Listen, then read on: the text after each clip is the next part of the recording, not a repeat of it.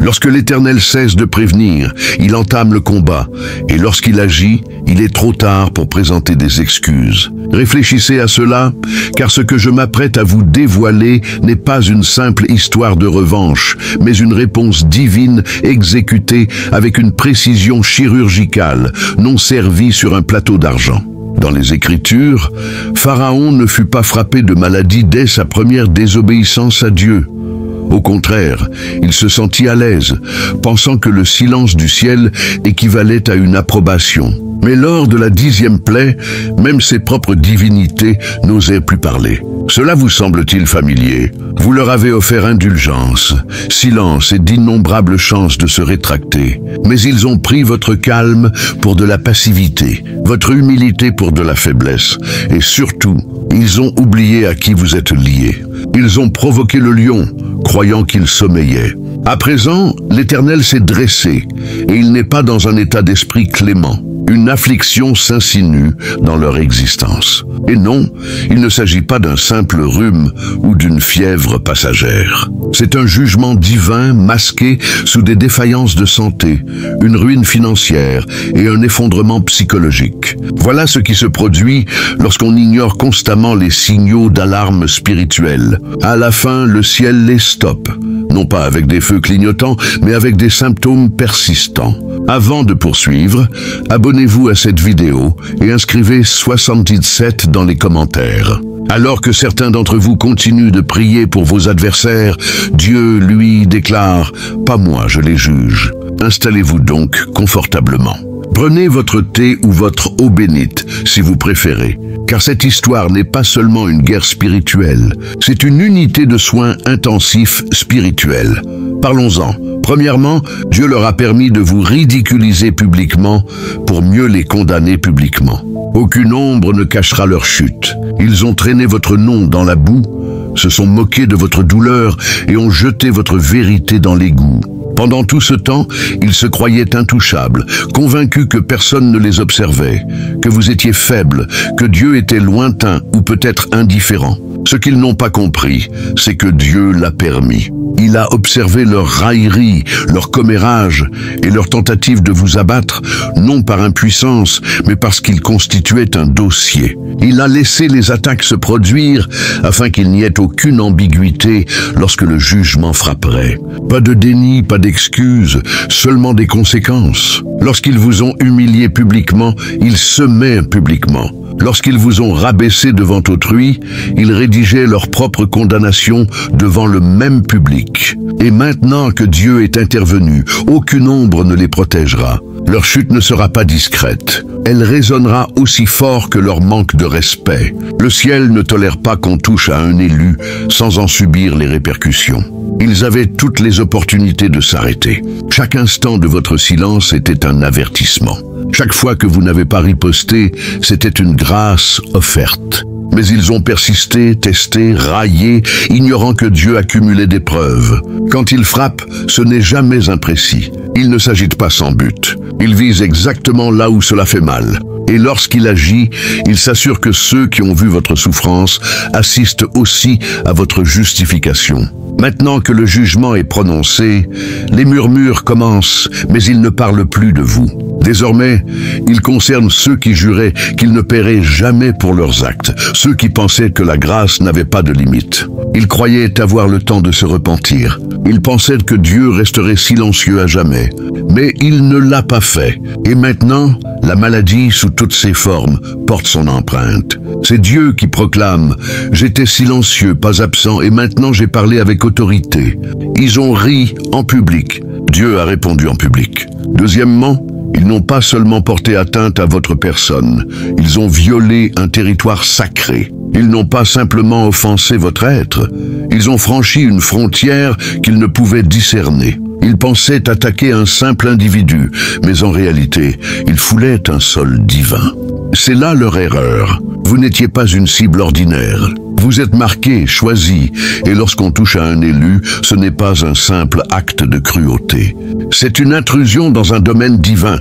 Ils ont pénétré une zone spirituelle où seul Dieu détient l'autorité, et il ne prend pas cela à la légère. Les gens croient pouvoir traiter tout le monde de la même manière, mais la vérité est qu'il existe des personnes avec lesquelles on ne joue pas. Non parce qu'elles riposteront, mais parce que Dieu le fera. Certains êtres sur cette terre bénéficient d'une protection céleste.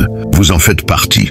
Vous n'avez pas été élevé par la popularité, le pouvoir ou les relations, mais par la douleur, le cheminement et la main même de Dieu. Cela vous rend unique, intouchable selon les normes humaines, protégé par quelque chose qui ne s'achète ni ne se falsifie. Lorsqu'ils ont comploté contre vous, menti à votre sujet, tenté de détruire votre réputation ou votre parcours, ils s'attaquaient à bien plus que vous. Ils s'en prenaient à la propriété de Dieu. Et tout comme quelqu'un qui s'introduit dans un bâtiment gouvernemental ne peut plaider l'ignorance, eux non plus ne le peuvent. Les lois spirituelles ne s'assouplissent pas sous prétexte qu'ils ignoraient votre identité. L'ignorance ne les protège pas des conséquences. L'affliction qui s'est abattue sur leur vie n'est pas fortuite. Ce n'est ni de la malchance, ni du stress, ni une simple coïncidence. C'est ce qui arrive lorsqu'une personne franchit une frontière divine et refuse de reculer. Dieu les a avertis par des signes, des personnes, des retards, mais ils ont persisté, agissant comme s'ils avaient le dernier mot sur votre destinée. Ils n'ont pas réalisé qu'ils s'engageaient dans une bataille déjà perdue. Maintenant que le jugement est là, ils commencent à faire le lien. Tout s'effondre, leurs forces les abandonnent, et la protection qu'ils pensaient avoir a disparu. Pourquoi? Parce que lorsqu'on s'attaque à un élu, on n'offense pas seulement une personne, on provoque Dieu lui-même, et il défend toujours ce qui lui appartient. Troisièmement, ils ont prié contre vous avec plus de ferveur qu'ils n'ont jamais prié pour eux-mêmes, ouvrant ainsi la porte à leur propre affliction. Ils ont prié plus intensément contre vous qu'ils n'ont jamais imploré pour leur propre salut. Voilà à quel point leur comportement était perverti.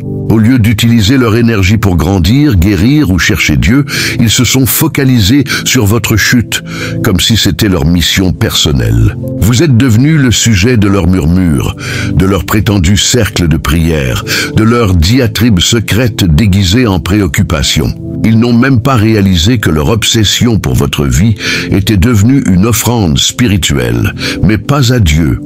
Il existe une loi spirituelle, ce sur quoi vous vous concentrez, vous le nourrissez. Ils ne se contentaient pas de penser à vous, ils alimentaient l'amertume, l'envie, l'orgueil et la haine. Chaque fois qu'ils prononçaient votre nom avec malveillance, ils accomplissaient un rituel qui invitait les ténèbres dans leur propre atmosphère. Ils ont tenté de provoquer votre destruction, mais ils ont fini par provoquer leur propre maladie.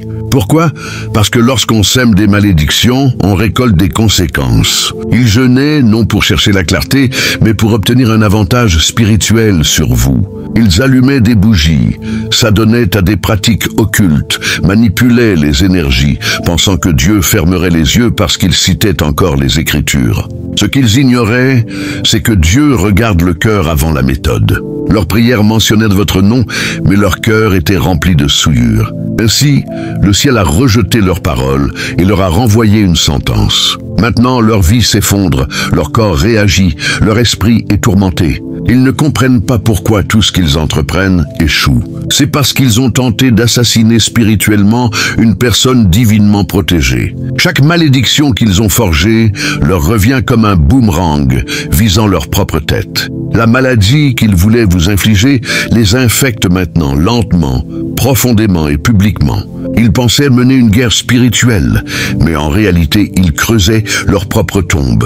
Et maintenant, alors que vous vous élevez, ils luttent pour respirer dans l'air toxique qu'ils ont eux-mêmes empoisonné par leur haine. Cela ne fonctionne pas et ne fonctionnera jamais, car la loi est claire. On ne peut maudire ce que Dieu a protégé sans se maudire soi-même. Quatrièmement, leur maladie est la manifestation d'une âme en rébellion. C'est la chair qui exprime ce que l'esprit a refusé de céder. Ils pensaient que leur mal venait de nulle part, un hasard, une malchance, peut-être une question de génétique. Mais ce qui affecte leur corps reflète directement ce qui pourrissait dans leur esprit depuis des années. Dieu ne les a pas frappés au hasard. Il permet à leur chair de révéler publiquement la rébellion qu'ils ont refusé de confronter en privé. Ce n'est pas seulement un problème de santé, c'est une putréfaction spirituelle qui finit par percer la surface. Pendant trop longtemps, ils se sont accrochés à l'orgueil, la haine, l'amertume et le contrôle. Ils ont refusé de s'humilier, de pardonner, de se repentir. Ils souriaient en public, tout en menant une guerre en secret. Et pendant un temps, leur extérieur semblait intact, mais leur intérieur pourrissait.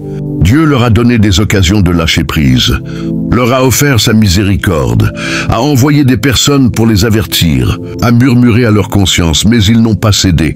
Maintenant, ils laissent leur corps exprimer ce que leur esprit a tu. La douleur qu'ils ressentent n'est pas seulement physique, c'est le cri d'une âme ignorée et corrompue. La fatigue, les effondrements, le stress constant sont tous des symptômes d'une infection spirituelle. La rébellion a toujours un coût, et lorsqu'elle s'installe trop longtemps dans l'âme, elle s'infiltre dans le corps. C'est pourquoi leur maladie ne répond pas au traitement comme elle le devrait, car aucun médecin ne peut guérir ce qui est causé par une défiance spirituelle. Ce qui est étrange, c'est qu'ils refusent toujours de l'admettre, même dans leur faiblesse. Ils pointent du doigt, blâment tout le monde, sauf eux-mêmes. Mais la vérité est que c'est le résultat d'une longue guerre contre Dieu qu'ils pensaient pouvoir gagner, et il a cessé de jouer. Leur déclin physique est désormais un rappel quotidien. On n'échappe pas aux conséquences de ce que l'esprit refuse de céder. Ce n'est pas une punition, c'est une révélation.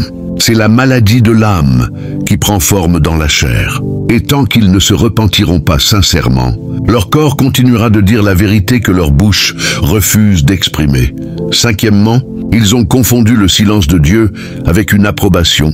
Mais une grâce mal utilisée mène toujours à de graves conséquences. Ils pensaient pouvoir s'en tirer. La manière dont ils parlaient de vous, vous sous-estimaient, vous sabotaient, sans que cela n'entraîne de conséquences immédiates, les a convaincus que Dieu s'en moquait, ou pire, qu'il approuvait. Mais ce qu'ils prenaient pour une approbation était en réalité de la retenue. Dieu leur accordait du temps, non parce qu'ils avaient raison, mais parce qu'il est infiniment miséricordieux. Il les a laissés persister plus longtemps qu'ils ne le méritaient, espérant qu'ils se ressaisiraient. Au lieu de cela, ils ont redoublé d'efforts. Ils ont confondu son silence avec une permission. Mais le silence divin ne signifie pas que le péché passe inaperçu. Cela signifie que Dieu accumule des preuves, et quand il agit, il ne manque pas sa cible. L'affliction qui les frappe n'est pas aléatoire, et elle n'est pas seulement physique. C'est la manifestation d'une miséricorde épuisée. C'est ce qui arrive quand quelqu'un continue d'encaisser des chèques sur une grâce empruntée jusqu'à ce que le compte soit vide. Maintenant, ils sont dans l'obscurité, se demandant pourquoi tout s'effondre, pourquoi les traitements échouent, pourquoi leur force ne revient pas, pourquoi leur paix a disparu. C'est parce que le délai a expiré. Dieu n'a pas agi par colère mais par justice. Ce que vous observez est le sceau divin qui proclame. Vous avez été avertis, on vous a montré la sortie, et vous avez quand même choisi le feu. C'est ce qui arrive lorsque les gens persistent dans le péché en comptant sur un délai. Ils confondent l'absence de réaction avec l'absence de conséquences. Mais la grâce n'est pas une permission, c'est une fenêtre. Une fenêtre pour se repentir, faire demi-tour, s'arrêter avant qu'il ne soit trop tard. Et maintenant, cette fenêtre s'est fermée. Ce qui reste, c'est la maladie dans le corps et le chaos dans l'esprit. Ils riaient quand ils auraient dû écouter. Ils se moquaient quand ils auraient dû s'incliner. Et maintenant, ils apprennent la plus dure des vérités. La patience de Dieu a une limite. Et lorsqu'elle arrive à terme, la protection aussi. Ce n'est pas de la cruauté, c'est de la responsabilité. Et Dieu n'est jamais en retard. Il est simplement précis. Sixièmement, ils ont prononcé des malédictions contre vous et maintenant, leur langue produit des cloques au lieu de la puissance. Ils ont utilisé leur bouche comme une arme, pensant ne jamais en souffrir. Ils ont prononcé votre nom avec venin, enrobant des malédictions dans des plaisanteries, déguisant des intentions sombres en simple franchise. Certains sont même allés jusqu'à psalmodier, invoquer des esprits, pratiquer des rituels, croyant contrôler votre destinée. Mais il existe une règle immuable. On ne peut utiliser sa langue pour maudire ce que Dieu a consacré et espérer que ses lèvres restent pures. Maintenant, les bouches qu'ils utilisaient pour vous rabaisser sont spirituellement infectées. Et dans certains cas, littéralement. Leurs paroles n'ont plus de poids. Autrefois, ils captaient l'attention, manipulaient les foules, déformaient les récits, mais maintenant, leur discours semble vide, incohérent, impuissant. Ils tentent de mentir, mais se prennent dans leurs propres histoires. Ils essaient de médire, mais leur propre saleté s'échappe. Ils tentent de parler avec influence, mais finissent par semer la confusion. Ce n'est pas une coïncidence, c'est un jugement. Ils ont transformé leur langue en instrument de sorcellerie, et maintenant cette même langue les trahit. C'est pourquoi on ne les prend plus au sérieux. Pourquoi les portes se ferment quand ils parlent? Pourquoi les relations s'effritent après chaque conversation? Leurs mots ne sont plus des ponts, mais des poisons. Et l'ironie, c'est qu'ils ne peuvent s'arrêter de parler. La même bouche qui vous a maudit ne peut se taire, même lorsqu'elle s'autodétruit, car ils n'ont jamais été aux commandes. L'esprit avec lequel ils se sont associés les utilise maintenant contre eux-mêmes. Chaque mensonge, chaque fausse prophétie, chaque tentative de détruire votre nom a ricoché comme un serpent sans maître. Et maintenant, leur langue est un feu sec, non oint, couvert de cloques spirituelles. Car lorsqu'on tente d'envoûter un élu, la malédiction ne fait pas que échouer, elle revient avec des intérêts. Ce n'est pas simplement du karma, c'est une justice divine, mesurée, sainte et irréversible.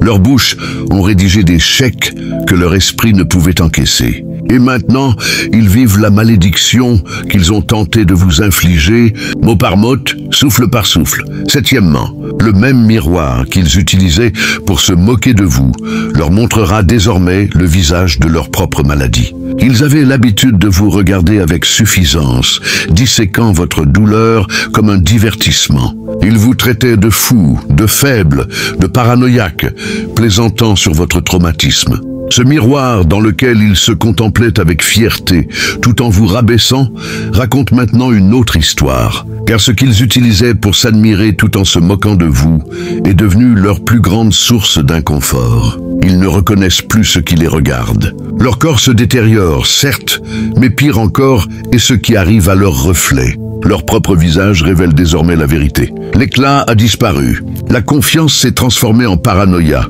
Leurs yeux portent une lourdeur qu'ils ne peuvent expliquer. Leur peau, leur énergie, même leur voix ont changé. Et aucune quantité de maquillage, de filtre ou de prétention ne peut le masquer. Ce n'est pas simplement le vieillissement, c'est une pourriture spirituelle qui fait surface. Vous étiez leur cible, leur exemple d'échec, mais maintenant leur propre vie se défait d'une manière qu'ils juraient ne jamais leur arriver. La maladie qu'ils vous reprochaient de craindre coule maintenant dans leur propre sang. Les effondrements dont ils se moquaient les réveillent maintenant la nuit. Les délires dont ils vous accusaient les hantent désormais. Ce miroir ne ment pas. Il reflète tout ce qu'ils ont tenté d'enterrer. Il ne s'agit pas seulement de la maladie du corps, mais d'une exposition. Lorsqu'une personne se moque d'un élu, elle ouvre une porte qu'elle ne peut refermer. Ce miroir est spirituel, conçu non pour flatter, mais pour révéler. Et ce qu'il révèle maintenant est la vérité. Ils deviennent ce dont ils vous accusaient. Ce n'est pas une punition par dépit, c'est une ironie divine. Le même miroir qu'ils utilisaient pour confirmer leur supériorité confirme maintenant leur déclin spirituel. Et non, ils ne peuvent l'éviter, car les miroirs ne mentent pas et le jugement ne faiblit pas. Chaque fois qu'ils regardent, ils sont forcés de faire face à ce que leur moquerie vous a coûté et à ce que leur orgueil a fait d'eux. La maladie n'a pas frappé instantanément, car Dieu voulait qu'ils assistent à l'effondrement de tout ce qu'ils avaient construit sans lui. L'affliction ne s'est pas abattue comme un éclair. Elle s'est infiltrée lentement, délibérément, non parce que Dieu manquait de puissance, mais parce qu'il voulait qu'ils observent. Il voulait qu'ils voient ce qui arrive lorsqu'on construit une vie entière sans lui, et qu'on tente de la soutenir par l'ego, la manipulation et l'orgueil. Chaque mensonge qu'ils ont raconté, chaque stratagème qu'ils ont orchestré, chaque fois qu'ils se sont exaltés tout en vous rabaissant, ils le faisaient en se croyant intouchables. Dieu est resté silencieux mais jamais absent.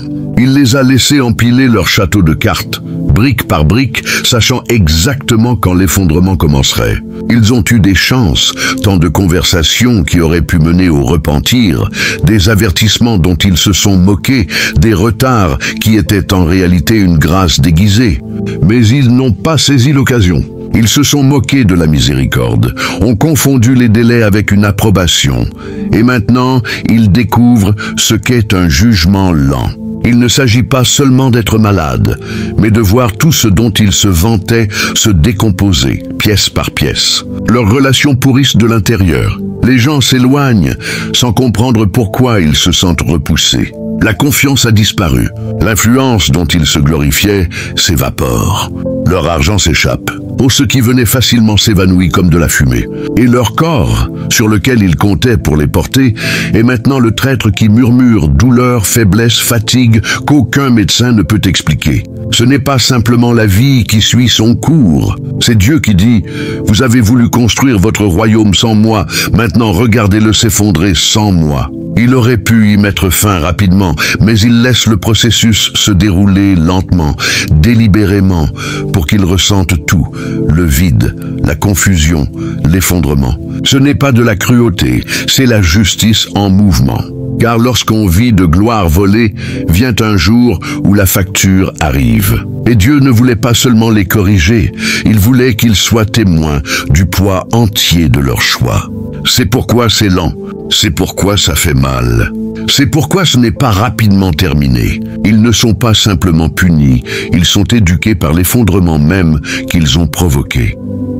Neuvièmement, leur maladie a été conçue sur mesure pour leurs actes. Le ciel ne pratique pas un jugement générique. Ce n'est pas une punition vague et universelle, c'est une justice taillée sur mesure. Le ciel ne traite pas en représailles générales. Lorsque Dieu juge, il le fait avec la précision d'un maître artisan, adaptant la conséquence à chaque tort. L'affliction qu'ils subissent n'est pas un mal quelconque tombé par hasard. Elle est directement liée à chaque acte malveillant qu'ils ont commis, à chaque âme qu'ils ont tenté de détruire et au temps qu'ils ont passé à défier la miséricorde. Dieu n'envoie pas une malédiction vague, non. Leur affliction est la conséquence directe du chaos qu'ils ont déchaîné. Chaque mensonge qu'ils ont propagé, chaque complot qu'ils ont fomenté contre vous, chaque personne qu'ils ont trahi, tout est tissé dans cette sanction précise. La maladie qu'ils affrontent maintenant n'est pas un hasard. C'est la manifestation de leur rébellion. Leurs actions ont tissé le tissu de cette conséquence spécifique, et maintenant ils la portent. Le ciel ne gaspille pas d'énergie en représailles vagues. Chaque détail de leur souffrance est minutieusement calculé. Il ne s'agit pas seulement de la douleur, mais de la vérité qu'elle révèle. Dieu leur tend un miroir et dit « Vous avez voulu jouer avec le feu, briser la confiance, démolir ce que je construisais. Maintenant, regardez les séquelles de vos choix. Ce n'est pas aléatoire, c'est votre propre création. Ce n'est pas du karma, c'est une précision divine. » Le type d'affliction qu'ils subissent est directement lié à la durée de leur résistance au repentir, à la profondeur de leur investissement dans la tromperie. Plus ils ont ignoré l'appel de Dieu au changement, plus leur châtiment est devenu personnel et incisif. Ce n'est pas une affliction vague flottant au hasard. Elle est conçue spécifiquement pour eux, élaborée par le ciel, avec toutes les nuances de leur arrogance, cruauté et orgueil, tissées dans le tissu même de leur maladie. Ils se croyaient intouchables. Mais maintenant, chaque symptôme, chaque revers est un rappel que le ciel n'oublie pas. Et la justice qu'ils vivent est un chef-d'œuvre d'ingénierie divine, sur mesure, délibéré et indéniablement personnel. 10e, ils se sont moqués de votre foi jusqu'à ce que leurs médicaments deviennent leur Dieu. Ils ont ridiculisé votre croyance lorsqu'elle n'avait aucun sens pour eux. Ils ont ri de votre conviction que Dieu pouvait guérir, protéger ou vous délivrer de situations apparemment insurmontables. Ils ne comprenaient pas votre paix au milieu des tempêtes, votre calme quand tout s'effondrait autour de vous. Mais maintenant, les rôles sont inversés. Ils pensaient avoir le contrôle. Ils croyaient que leurs manipulations, leurs plans et leur intelligence les garderaient en sécurité. Mais maintenant, dans l'obscurité qui les entoure, leurs faux dieux, argent, pouvoir, influence, les ont abandonnés. Alors que vous marchiez dans la foi, faisant confiance à l'invisible, ils s'appuyaient sur ce qu'ils pouvaient manipuler, déformer et contrôler, sans jamais reconnaître la puissance supérieure à l'œuvre. Maintenant, ce sont eux qui sont dans le besoin, et leur désespoir les a conduits directement dans les bras des produits pharmaceutiques et des hôpitaux, des lieux qu'ils considéraient autrefois comme de simples entreprises. Ils se moquaient de l'idée de guérison spirituelle, pensant que les solutions physiques suffisaient. Mais maintenant, ils se retrouvent dans les lieux mêmes qu'ils ridiculisaient jadis. Les médicaments sont devenus leur dieu, leur refuge, leur dernier recours. Là où ils tiraient autrefois leur fierté de leurs solutions mondaines, ils implorent maintenant la miséricorde dans des lieux incapables de les sauver. Les pilules sont leur nouveau chapelet, les médecins leurs nouveaux prêtres. Leur foi en la science les a conduits à un endroit où rien ne fonctionne, où chaque pilule avalée n'est qu'une solution temporaire, incapable de guérir la racine spirituelle de leurs problèmes, leur rébellion. Alors qu'ils sont piégés dans des cycles de dépendance et de peur, vous vous tenez dans la liberté que procure l'abandon. Ils pensaient que leur manipulation pouvait faire d'eux des dieux à leur manière. Mais maintenant, ils quémandent la guérison dans les lieux mêmes qui incarnaient leur orgueil, hôpitaux, cliniques, produits pharmaceutiques, incapables de guérir la part la plus profonde de leur affliction. Ce qu'ils moquaient est devenu leur prière désespérée, et chaque pilule avalée leur rappelle la vérité qu'ils ont rejetée. Seul Dieu peut véritablement guérir. 11e, leur maladie n'est pas destinée à les tuer immédiatement. C'est un avertissement prolongé pour ceux qui complotent secrètement contre vous. Leur maladie n'est pas seulement une conséquence, c'est un message. Dieu ne les punit pas simplement pour ce qu'ils vous ont fait. Il envoie un avertissement à quiconque pourrait être tenté de suivre leur exemple. Ce n'est pas un événement fortuit dans leur vie. C'est un spectacle divin destiné à exposer le coup d'attaquer ce que Dieu a mis à part. La nature lente et délibérée de leur affliction n'est pas destinée à les conduire à la mort, mais à faire comprendre à tous les observateurs la gravité de s'en prendre aux élus. C'est une proclamation publique. Le ciel diffuse un message clair. Vous voulez vous en prendre à mes oins? Regardez ceci. Leur souffrance ne concerne pas seulement eux, mais ceux qui, tapis dans l'ombre, complotent encore contre vous, murmurent derrière des portes closes, pensant pouvoir agir sans conséquence. Dieu leur permet de voir en temps réel les retombées dévastatrices d'une attaque contre une personne sous sa protection. La maladie n'est pas rapide, elle est prolongée, étirée, afin qu'on ne puisse la confondre avec une simple malchance ou une coïncidence. Le démantèlement de leur vie, tout ce qu'ils ont construit, tout ce sur quoi ils comptaient, est un spectacle pour ceux qui regardent. Et le message est limpide. Maudire un élu, c'est se maudire soi-même. Le jugement de Dieu n'affecte pas seulement les coupables. Il sert de puissant moyen de dissuasion pour quiconque envisage de franchir cette ligne. Ces observateurs silencieux, ceux qui se cachaient dans l'ombre, voient maintenant le prix de leurs actions.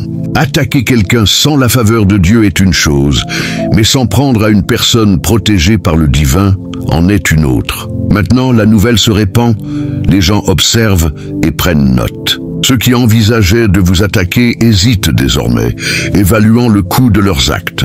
C'est plus qu'une simple punition pour leurs actions, c'est une preuve prophétique divine, démontrant à tous ceux qui osent défier les oints de Dieu qu'ils feront face à des conséquences bien plus grandes qu'ils ne pourraient l'anticiper. Douzièmement, ils ont tenté de jouer à Dieu dans votre vie, et maintenant le vrai Dieu joue aux chirurgiens dans la leur. Ils ont cru pouvoir manipuler votre chemin, réécrire votre histoire, effacer votre nom de la bouche des autres et dicter votre avenir. Ils pensaient détenir le pouvoir de décider de votre valeur, de votre but et de votre place dans le monde. Mais maintenant, les rôles sont inversés. Le Dieu qu'ils ont arrogamment tenté de contourner intervient dans leur vie, et cette fois, c'est lui qui tient le scalpel. Leur tentative de vous contrôler n'était qu'une illusion. Ils pensaient pouvoir vous abattre avec leurs mensonges, leurs sabotages, leurs efforts pour briser votre esprit. Ils jouaient avec votre destinée comme si c'était un jeu, essayant de diminuer ce que Dieu avait mis en mouvement. Mais maintenant, Dieu joue au chirurgien, et il ne retient pas ses coups. La précision avec laquelle il incise leur vie est rien moins qu'une rétribution divine, chirurgicale, intentionnelle et sans pitié. Il n'y a pas d'anesthésie ici, pas d'atténuation. Chaque blessure, chaque incision est le résultat direct de la douleur qu'ils ont tenté de vous infliger. Ils se voyaient comme les médecins de votre souffrance, croyant avoir le pouvoir de vous faire saigner, de vous voir vous tordre. Maintenant, ils se retrouvent dans la position la plus vulnérable, sur la table d'opération de la justice divine. Ils n'ont jamais imaginé que les mains qu'ils utilisaient pour vous briser guideraient leur propre chute. Chaque aspect de leur vie qu'ils contrôlaient, manipulaient et déformaient est maintenant arraché, organe par organe, rêve par rêve, relation par relation. Ce ne sont plus eux qui tiennent le scalpel, c'est Dieu.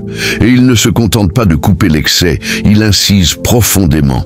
Ce n'est pas une douleur qu'on peut ignorer, c'est une chirurgie divine, et elle a un coût qu'ils n'ont jamais anticipé. Chaque coupure est un rappel du contrôle qu'ils pensaient avoir.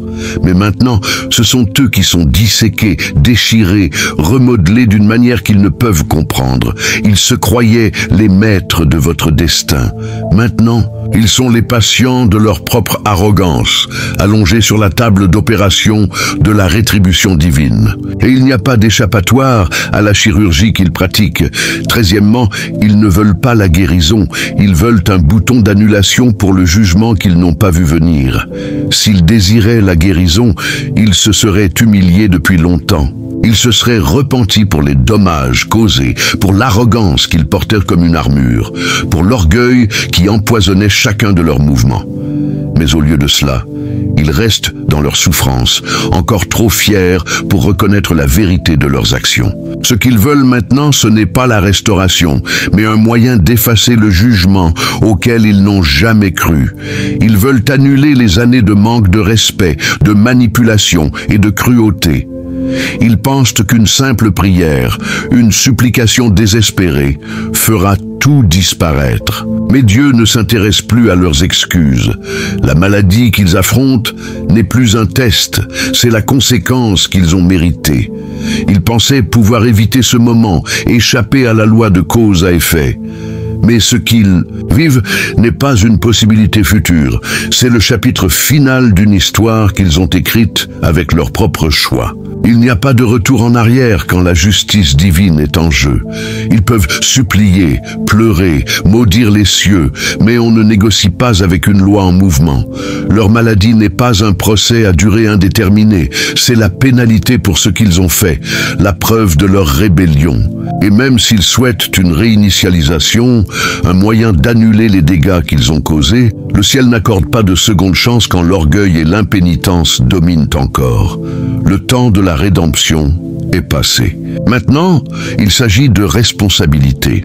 Le jugement de Dieu n'est pas une négociation, c'est une déclaration. La loi des semailles et des récoltes est pleinement en vigueur, et il récolte maintenant la moisson de chaque mensonge, chaque attaque, chaque décision égoïste. La maladie qu'ils veulent fuir n'est pas quelque chose qu'on peut souhaiter voir disparaître. C'est le reflet direct de leur refus de se repentir, de leur rejet de la grâce que Dieu leur a offerte. Ils veulent peut-être la guérison, mais la guérison sans humilité est impossible. Et le ciel n'annulera pas ce qui a été justement établi. Ce n'est pas une punition issue de la colère, c'est une conséquence issue de l'ordre divin. Et peu importe combien ils supplient, ils ont franchi la ligne où la miséricorde s'arrête et la justice commence. 14e, vous étiez la dernière miséricorde avant leur jugement. Maintenant que vous êtes partis, les portes de la grâce se sont fermées. Vous étiez leur dernière chance. Dieu vous a envoyé comme leur ultime avertissement. Votre amour, votre patience, votre présence dans leur vie était le dernier fragment de miséricorde qu'ils recevraient. Chaque fois qu'ils vous voyaient endurer, chaque fois que vous restiez silencieux face à leurs attaques, c'était un réveil divin qui sonnait dans leur cœur. Vous étiez le rappel subtil de Dieu que le temps était compté, qu'ils devaient changer, se repentir, s'éloigner de leur voie maléfique avant que la porte de la grâce ne se ferme brutalement. Mais ils ont continué à ignorer les signes, à rejeter votre pardon, à poursuivre sur le chemin de l'arrogance, pensant qu'ils pouvaient jouer avec le feu sans se brûler. Maintenant, vous êtes partis. La grâce n'est plus à portée de main. L'intervention divine qu'ils avaient en vous, l'amour, la patience, la miséricorde que vous incarniez, a quitté la pièce. Ils n'ont pas saisi l'opportunité de changer et maintenant, ils doivent affronter le poids total de leurs actes sans l'amortissement de votre influence. Ce qui arrive ensuite n'est pas une simple leçon ni un signal d'alarme. C'est une perte au niveau de l'héritage, une conséquence irréversible. Vous étiez le pont, le tampon entre eux et leur jugement inévitable. Chaque moment où vous leur montriez de la bonté était une occasion pour eux de reconnaître la vérité de leurs actions et de faire demi-tour. Mais maintenant que vous ne faites plus partie de leur histoire, il n'y a plus personne pour adoucir le coup. Il n'y a plus personne pour leur rappeler la grâce qui planait autrefois sur leur vie. Et ce qui vient pour eux sera profondément ressenti. Ce ne sera pas un revers temporaire ou une conséquence mineure. C'est une perte qui façonnera leur avenir, qui résonnera dans leurs relations, leur santé, leurs finances et leur esprit pendant des années. Ils avaient une dernière chance et ils l'ont gaspillée. Maintenant, la miséricorde de Dieu est une porte fermée et les portes du jugement sont grandes ouvertes. Ce qu'ils pensaient pouvoir ignorer devient leur réalité et ils réaliseront trop tard que vous étiez leur dernière chance de rédemption. La grâce a quitté le bâtiment et ils sont sur le point d'expérimenter le coup de leur orgueil. En fin de compte, ce qu'ils n'ont pas compris, c'est qu'ils n'avaient jamais affaire à vous, mais à la main de Dieu. Vous étiez son instrument de grâce, son reflet de miséricorde, et ils ont choisi de le mépriser, de rire à sa face, pensant qu'ils pouvaient s'en tirer sans conséquence. Mais maintenant, alors qu'ils font face au démantèlement de tout ce qu'ils chérissaient, ils verront enfin la vérité qu'ils étaient trop aveuglés par l'arrogance pour reconnaître. Le jugement de Dieu est une force réelle et il vient toujours avec précision. Vous étiez la dernière miséricorde qui leur était offerte et une fois que vous avez été retirés de l'équation, la grâce n'était plus une option. Ce qui reste n'est pas la douce main de la correction, mais la présence froide et inflexible de la conséquence. Et il n'y a pas de retour en arrière maintenant. Ils pensaient être intouchables, pouvoir jouer avec votre vie, manipuler votre destinée et s'en sortir. Mais ce qu'ils n'ont pas réalisé, c'est que Dieu voit tout, sait tout et opère, selon un calendrier bien plus grand que tout ce que leur esprit humain pourrait concevoir. Ils croyaient que leur pouvoir et leur influence les protégeraient des conséquences de leurs actions. Mais maintenant, ils sont exposés comme les êtres fragiles et imparfaits qu'ils sont. La maladie, le démantèlement, la perte, ce n'est pas simplement le résultat de leurs actions, c'est la révélation d'une vie vécue en dehors de la volonté de Dieu. Ne négligez pas les signes qui vous entourent en ce moment. Observez attentivement comment certaines personnes qui vous ont persécuté commencent à manifester des symptômes inexplicables. Ce n'est pas une coïncidence, c'est l'orchestration divine d'une justice parfaite qui se déploie sous vos yeux.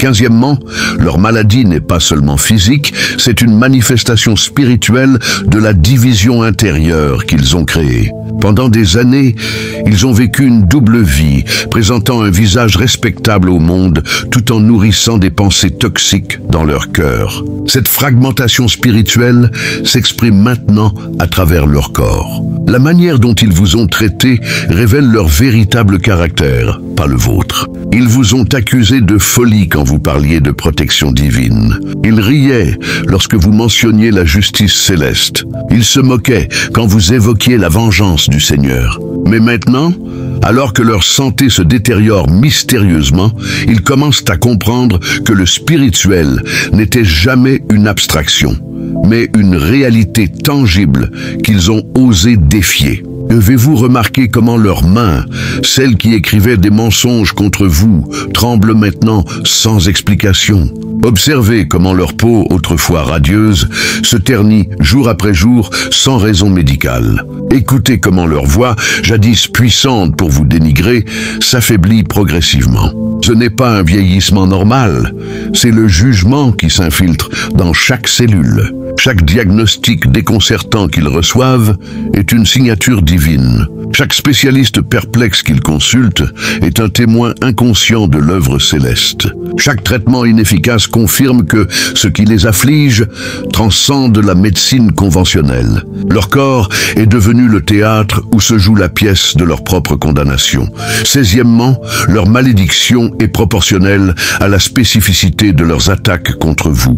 Remarquez le parallélisme parfait entre leurs actions passées et leurs afflictions actuelles. S'ils ont attaqué votre réputation, voyez comment leur propre nom s'effondre maintenant dans la communauté. S'ils ont ciblé votre santé mentale, observez leur propre confusion cognitive qui s'installe. S'ils ont tenté de détruire vos finances, comptez les pertes inexplicables qui déciment leur patrimoine. Cette symétrie divine n'est pas accidentelle. Elle porte la signature d'un créateur qui compose des réponses parfaites à chaque transgression. Ils vous ont accusé d'incapacité, et maintenant, leurs propres capacités s'évanouissent. Ils vous ont traité de fous, et aujourd'hui, ils doutent de leur propre santé mentale.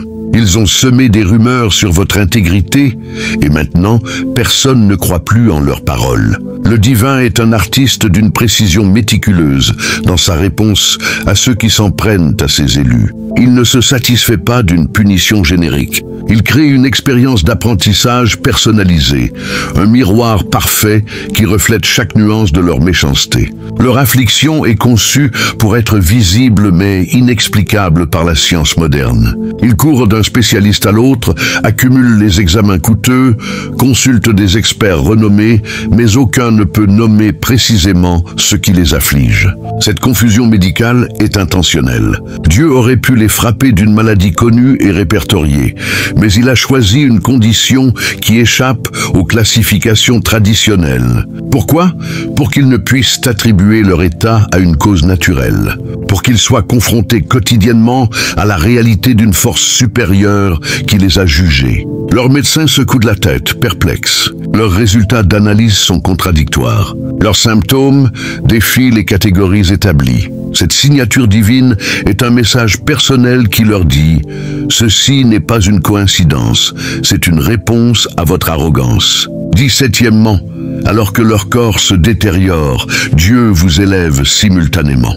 Avez-vous remarqué cette synchronicité parfaite? Au moment exact où leur santé décline, votre force augmente. Quand leur influence s'érode, votre impact s'amplifie. Lorsque leurs ressources diminuent, votre abondance croît. Ce parallélisme n'est pas fortuit. C'est une chorégraphie divine, destinée à rendre le message indéniable.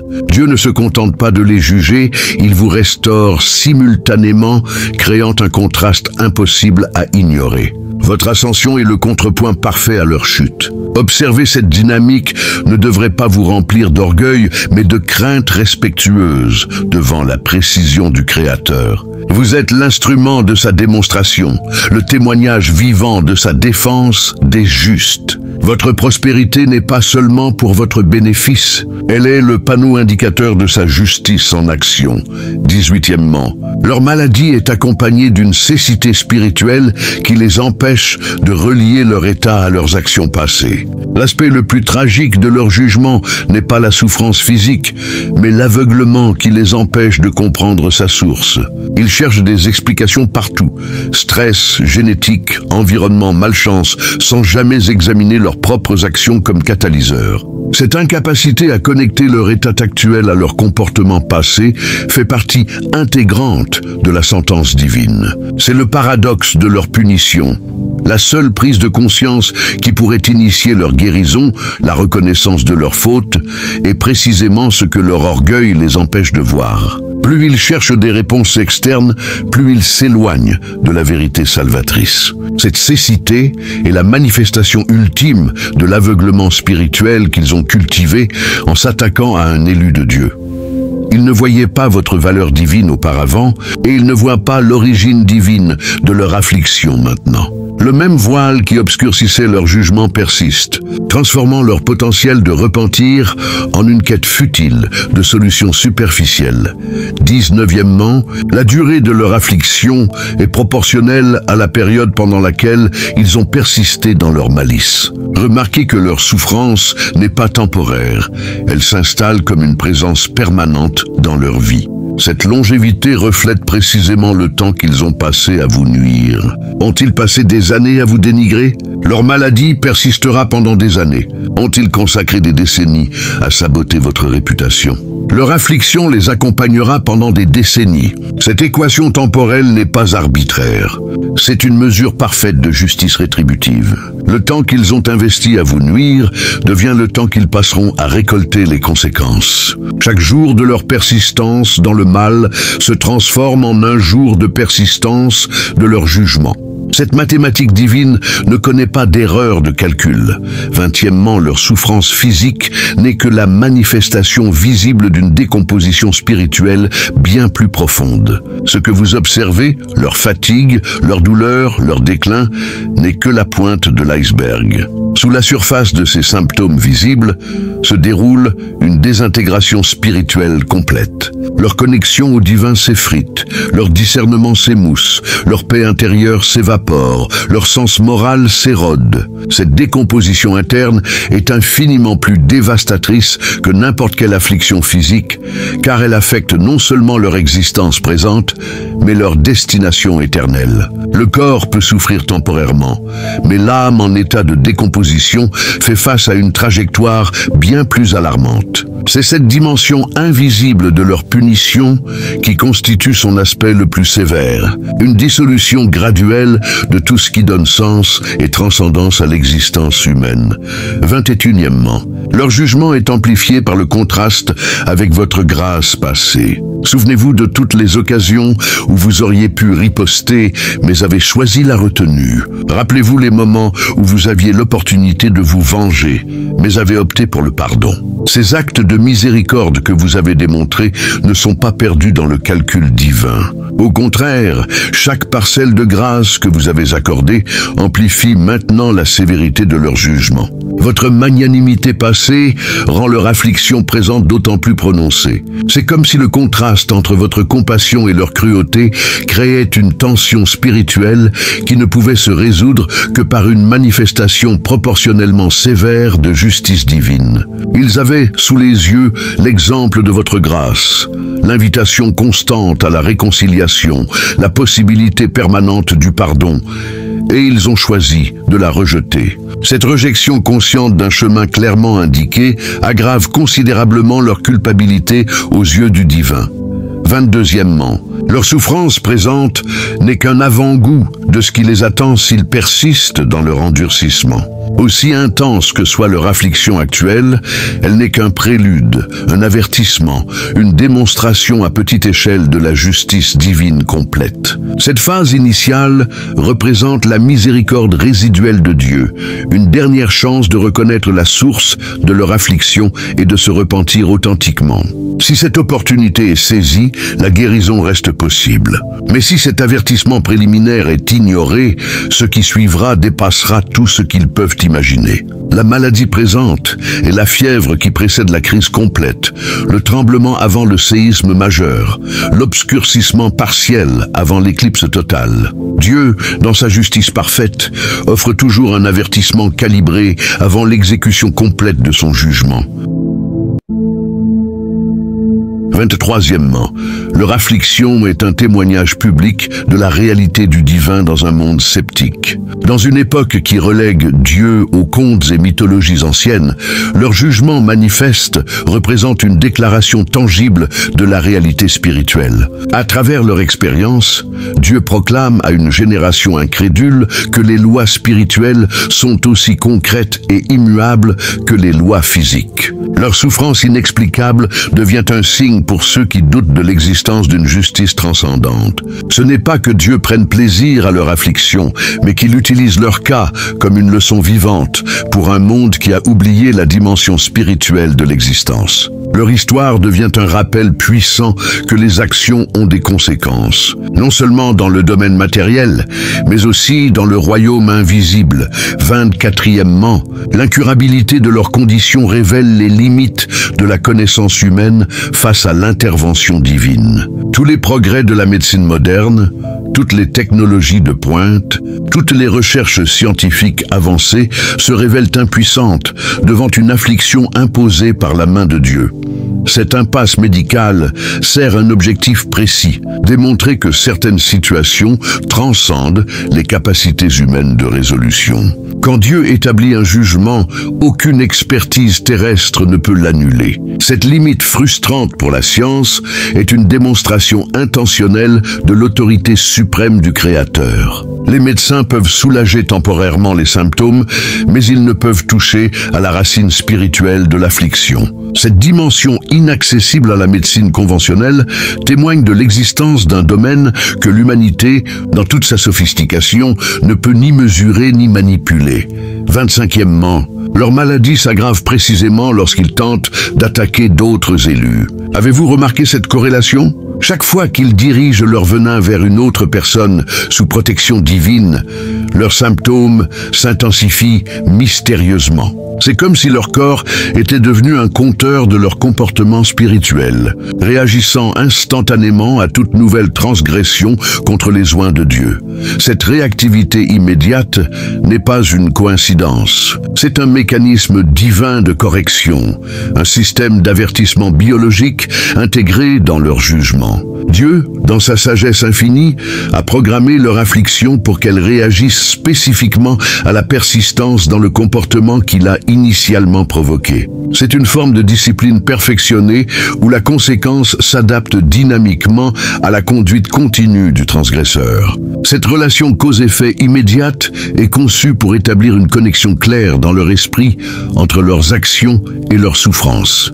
C'est la forme la plus directe d'enseignement divin, où le corps devient l'instrument de révélation d'une vérité spirituelle fondamentale. Souvenez-vous que ce que vous observez n'est pas simplement une personne malade, c'est une démonstration vivante et dynamique de la justice de Dieu en action. Leur expérience n'est pas aléatoire, mais méticuleusement orchestrée pour communiquer une vérité éternelle, non seulement à eux, mais à tous ceux qui sont témoins de leur situation. Alors que vous contemplez ces réalités profondes, ne permettez pas à votre cœur de se réjouir de leur souffrance. Votre rôle n'est pas de célébrer leur jugement, mais de vous tenir en témoin humble de la souveraineté divine. Votre propre élévation n'est pas destinée à nourrir votre ego, mais à manifester la fidélité de Dieu envers ceux qui lui font confiance malgré l'adversité. Restez ancré dans l'humilité, même face à la validation divine de votre position. Continuez à marcher dans l'intégrité, sachant que les mêmes principes spirituels qui ont jugé vos adversaires s'appliquent également à votre propre vie. La grâce dont vous avez bénéficié n'est pas une licence pour l'arrogance, mais une invitation à une responsabilité encore plus grande. Si ce message vous touche profondément, si vous reconnaissez ces schémas dans votre propre expérience, alors c'est le moment de vous engager plus profondément dans cette révélation. Inscrivez-vous à cette chaîne. Partagez ce contenu avec ceux qui traversent des épreuves similaires. Rejoignez cette communauté d'individus qui comprennent la dimension spirituelle des conflits humains. Ne laissez pas cette connaissance rester passive. Transformez-la en sagesse active qui guide vos décisions quotidiennes. Apprenez à discerner les élus que Dieu a placés dans votre propre vie et soyez vigilants à ne jamais vous retrouver dans la position de celui qui s'oppose à un vaisseau divinement protégé. Ce n'est que le début d'une série de révélations destinées à vous équiper pour naviguer dans les dimensions spirituelles, souvent invisibles, qui façonnent notre réalité matérielle. Préparez-vous à approfondir votre compréhension des principes divins qui gouvernent notre existence, à reconnaître les signes et à interpréter les schémas que la majorité ne peut percevoir. L'heure est venue de s'éveiller à une conscience spirituelle plus aiguisée, de reconnaître l'orchestration divine dans chaque événement, de discerner les jugements et les bénédictions qui se manifestent constamment autour de nous. Cette perception élevée vous placera dans une position stratégique pour les temps extraordinaires que nous traversons. Ne manquez pas les prochaines révélations. Chaque épisode dévoilera une nouvelle facette de la justice divine en action dans notre monde contemporain. Restez connectés, restez vigilants et surtout, restez humbles face aux manifestations de la puissance de Dieu que vous êtes privilégiés d'observer. Le voyage ne fait que commencer et les vérités qui vous attendent transformeront fondamentalement votre perception de la réalité. Aimez la vidéo, abonnez-vous pour en voir plus et écrivez le chiffre 77 en commentaire pour réclamer votre élévation et rejeter leurs projections. Partagez ceci avec un autre élu, car votre pouvoir se multiplie lorsque la vérité est transmise.